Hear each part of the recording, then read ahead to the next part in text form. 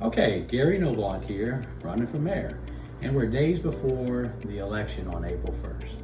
So I just want to summarize what I'm about. I served on the council for the last 8 years as councilman at large. In that term, I've had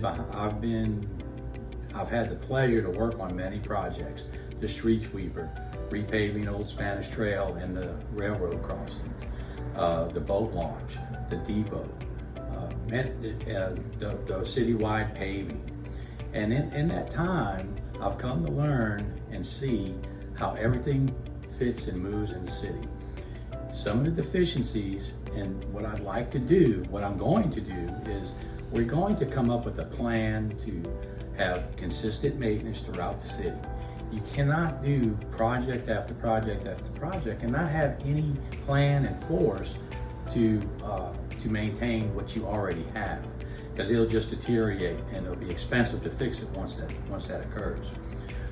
Just a few other things to summarize my term of the last 8 years.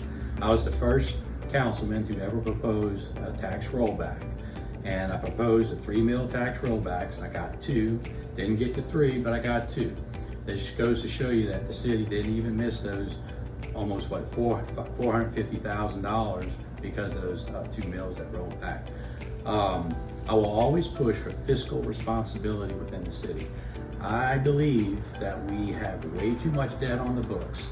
Even though we are sound financially, we're still carrying a good bit of debt, and we need to pay short-term loans and leases off quicker, or even pay cash when we have the cash on hand. As far as the ordinances throughout the city, the noise ordinance always seems to be the one that never gets enforced.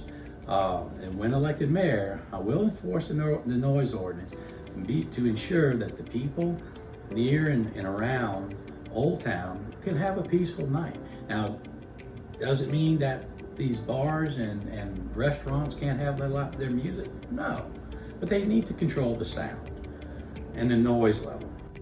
The last point before I close is that I am against high density housing in Bay St. Louis.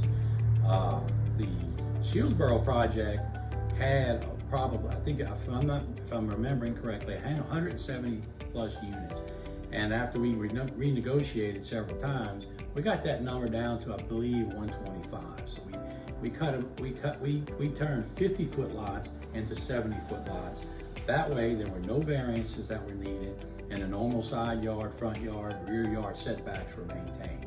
We should always strive to maintain our setbacks. Now, as far as Valentine and SWK, those are ongoing issues with the city, but I will not support high-density housing in Bay St. Louis. Remember, on April 1st, cast your vote for me and get on the phone, call your friends. I will need every vote to win. Thank you.